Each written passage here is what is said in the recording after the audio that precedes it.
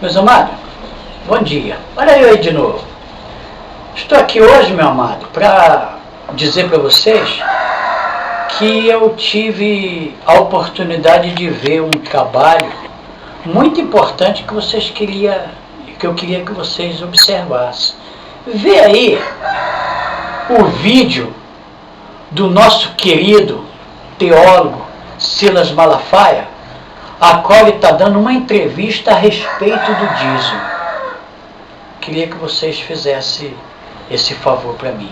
Vê.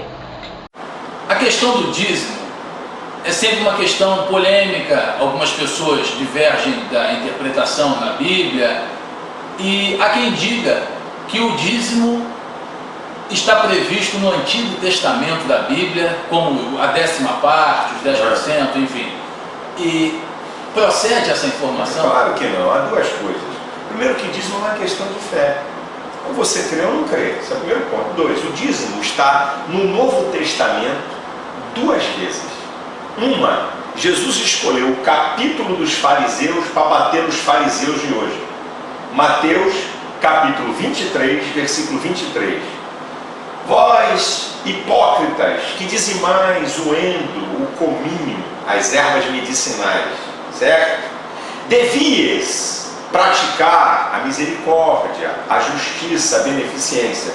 Devias fazer estas coisas sem omitir aquelas, isto é, sem omitir o dízimo. Sim. E depois, Hebreus 7:8 é uma pauleira, diz assim, que na antiga aliança você dava dízimos a sacerdotes que morriam, agora aquele que vive para sempre.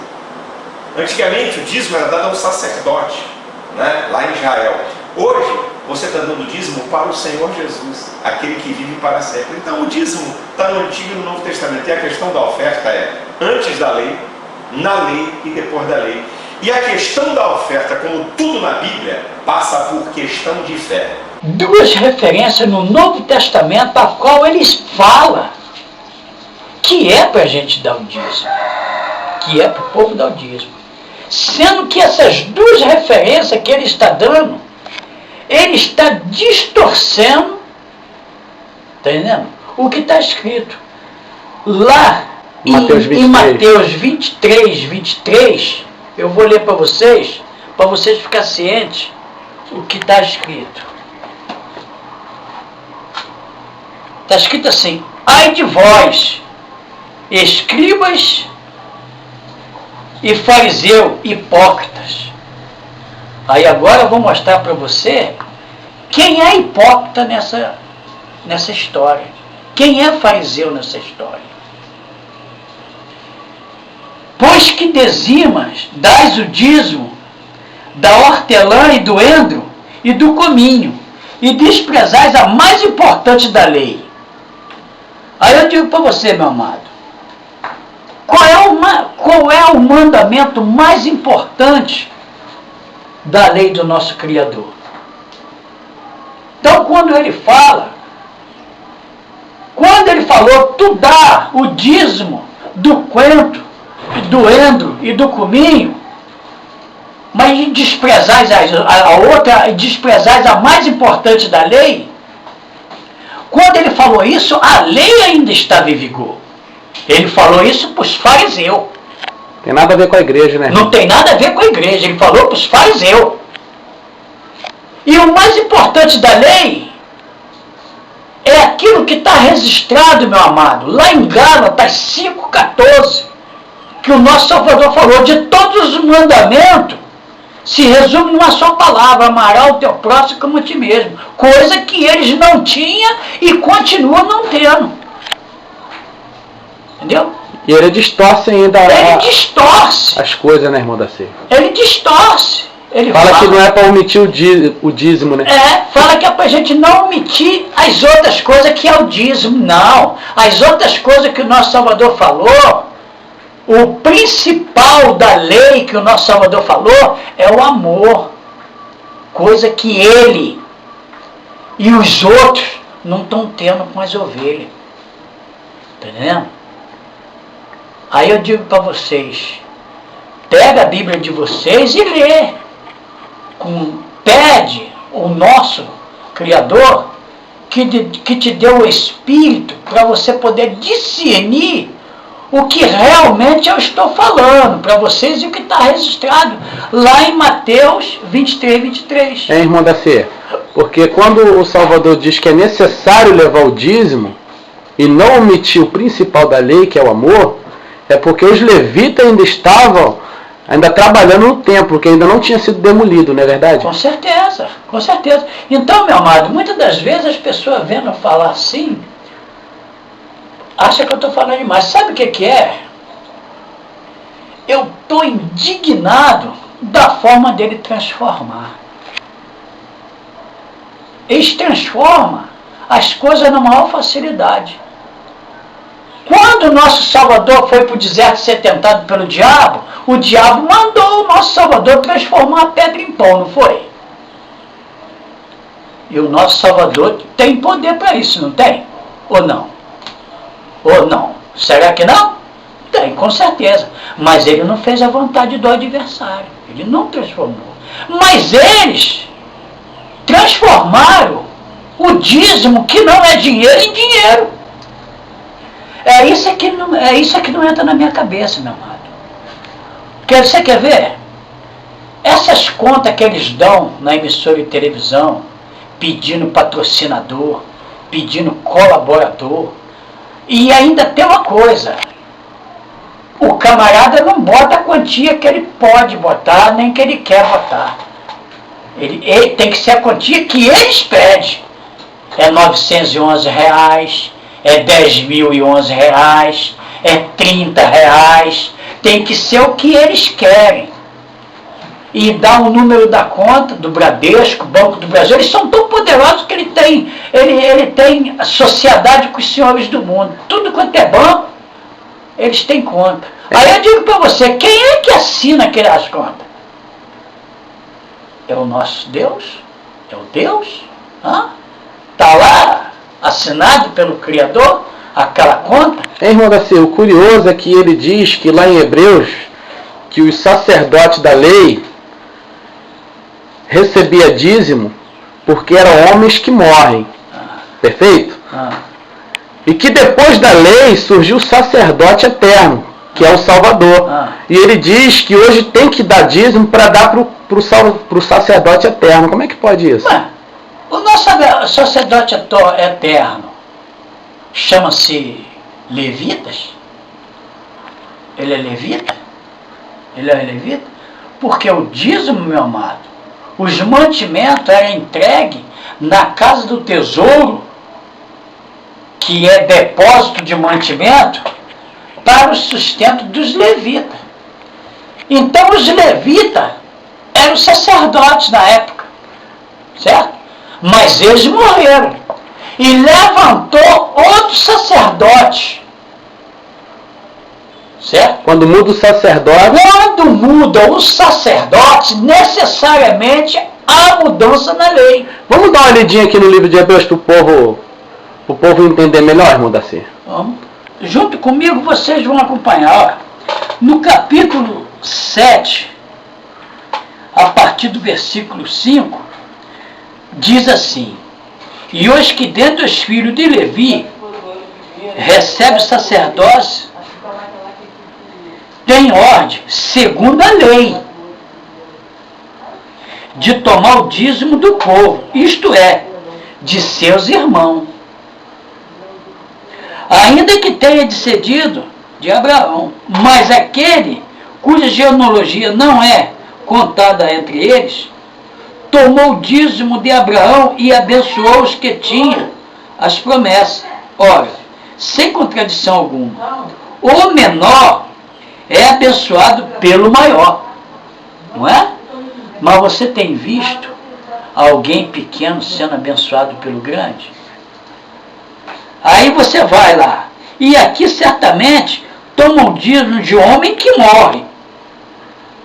Ali, porém, aquele de quem se testifica que vive.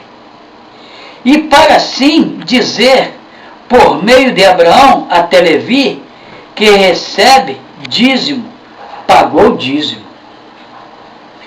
porque ainda ele estava nos lombos de seu pai. Quando Melquisedeque lhe saiu ao encontro, de sorte que, se a perfeição fosse pelo sacerdote levítico, porque sob ele o povo recebeu a lei. Que necessidade havia, logo de que outro sacerdote se levantasse segundo a ordem de Melquisedeque, e se não fosse chamado segundo a ordem de Arão? Porque mudando-se o sacerdote, necessariamente se faz também mudança na lei.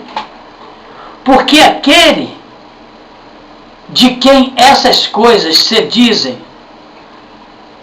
pertence a outra tribo, da qual ninguém serviu ao altar, visto ser manifesto que nosso Senhor procedeu de Judá, e concernente essa tribo nunca Moisés falou de sacerdócio. E muito mais manifesto é ainda que, se a semelhança de Melquisedeque se levantar outro sacerdócio, que não foi feito segundo a lei do mandamento carnal, mas segundo a virtude da vida incorruptível. Porque dele assim se testifica: tu és sacerdote eterno, segundo a ordem de Melquisedeque, porque o procedente mandamento é abirrogado por causa da sua fraqueza e inutilidade. Ah, caramba, irmão Daci, essa passagem aí já diz tudo, hein? Já diz tudo. Que o precedente mandamento, a anterior ordenança, que era o dízimo, é abirrogado por causa da sua fraqueza e inutilidade. Ela foi inútil. Porque a lei é inútil, né? É. Pois a lei, nenhuma coisa se aperfeiçoou. E desta sorte é introduzida uma melhor esperança pela qual chegamos a Deus. Qual a esperança que nós temos? É a nosso fé. Salvador. Nosso Salvador. Nosso Salvador. Né?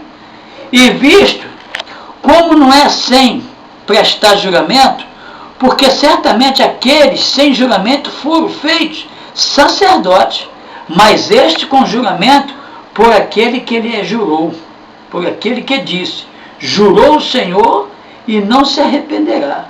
Tu és sacerdote eterno segundo a ordem de Melquisedeque. De tanto melhor conserto, Yeshua foi feito Salvador. Vai mais adiante, irmão Daci.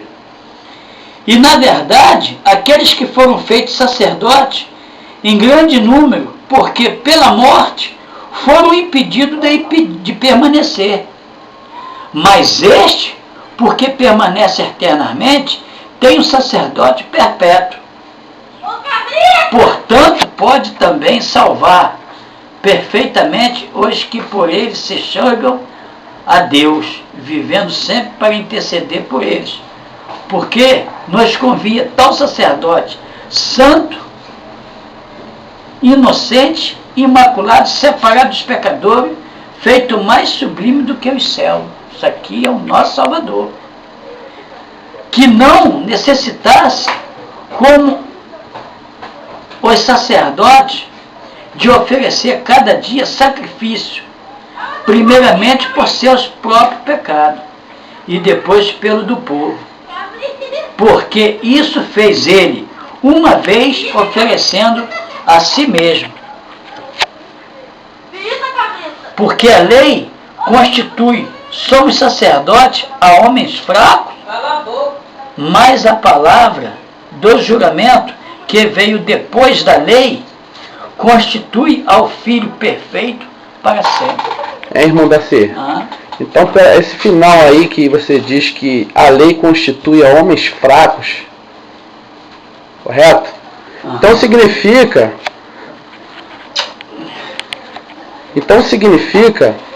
que até hoje, que são esses sacerdotes mentirosos que estão espalhados por aí, que vivem na lei, são homens que provaram que são fracos, porque eles vivem na lei. Não é verdade? Com certeza. Porque Você vê, antes do nosso Salvador, os sacerdotes, o que ele fazia? Eles queriam justificar o pecado do povo, não com arrependimento, mas sim com sangue de animais inocentes, não é isso? Mas o nosso Salvador veio para mudar aquela situação, porque aquele sangue de animais inocentes não estava tendo purificação nenhuma. Purificação nenhuma. Coitado dos animais, estava morrendo inocente, não estava sabendo por que estava morrendo. Agora, o nosso Salvador, ele se fez ovelha e morreu, e ele sabia que ia morrer, e para que ia morrer, e por que ia morrer. É verdade. E aqueles animais não sabiam por que estavam morrendo, não sabiam nem o que é morte, né? Agora fica esses homens fazendo essas patifarias. Você está pensando, meu amado? Estão crucificando cada vez mais o nosso Salvador. Irmão Daci, agora, o curioso é que por que eles chegam a ficar irados quando se trata desse assunto de dízimo e oferta, que eles chegam a ficar irados de uma tal forma que você vê a ira na face deles. Agora você imagina um Silas Malafaia na vida, um Edir Macedo, um Valdomiro na vida, deparar com o senhor num debate, ou até mesmo numa entrevista, porque na minha visão, esse rapaz que entrevistou o Silas Malafaia, ele é muito fraco. Ele não sabe nem fazer as perguntas acerca da questão do dízimo. Porque se é uma pessoa entendida no assunto, poderia contradizer tudo que ele falaria ali na hora. E deixaria ele sem ação. Verdade? É verdade. Eu fico também, pensando, sabe o que é? Que às vezes é até um camarada que o próprio Silas Malafaia contratou para fazer essa entrevista e ele falar do jeito dele. Porque eu não acredito que ele é tão inocente, a idade que ele demonstra até, o repórter, ser tão inocente assim de engolir aquilo que ele falou. Está entendendo como é que é? É o que eu fico encabulado com essas coisas. E uma coisa que eu vou falar para você, o camarada quando faz uma vigaritagem com alguém e é pego, a justiça logo prende, né? É condenado. Por que não pega uns homens desse e não procura que ele se explica? Se eles não falam a verdade da palavra. Hã? Porque a própria Bíblia deles contradiz eles. Eu vou falar para você, meu amado. Se o povo fosse basear na Bíblia, eles estão lascados. Ainda mais sendo manuseada por esses homens cruéis, que distorcem as coisas. E outra coisa, eles ficam irados quando se trata de dízimo. Sabe por causa de quê? Porque o que está escrito lá em João 10:10? O ladrão vem senão para roubar, matar e destruir, e eu vim para que tenha vida e vida com abundância. Mas o mercenário que não é pastor, a quem não pertence a ele as ovelhas, então aí já está dizendo tudo. O mercenário que não é pastor, aí já a própria Bíblia deles já detectou que eles não são pastor, eles são mercenários. E mercenário é amante do dinheiro. É verdade. Entendeu? É amante do dinheiro. Então não adianta qualquer um que for pedir essa explicação, tanto para ele como para outro pastor qualquer, vai dar um jeito de dobrar a pessoa que dízima realmente dinheiro. E sendo que na própria palavra de Deus tem várias referências sobre o dízimo e nenhuma delas fala que é dinheiro. Irmão Daci, o interessante é que o próprio fariseu não dizimou dinheiro, dizimou o coentro e o comi, não é verdade? É isso aí. E o dinheiro? Quer dizer, ele dizimou o dinheiro? Ele não dizimou o dinheiro. Aí vem esses fariseus e fala que naquele tempo não existia dinheiro. Não existia dinheiro para os escravos. Entendeu? Não existia dinheiro para os escravos, mas para os ricos, fazendeiros, né? E aquele cobrador de imposto era o quê? Aqueles pessoal pagava imposto com o quê?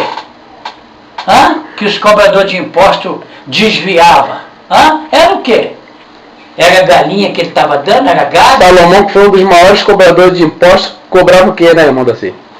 O povo dava boi em troca de imposto?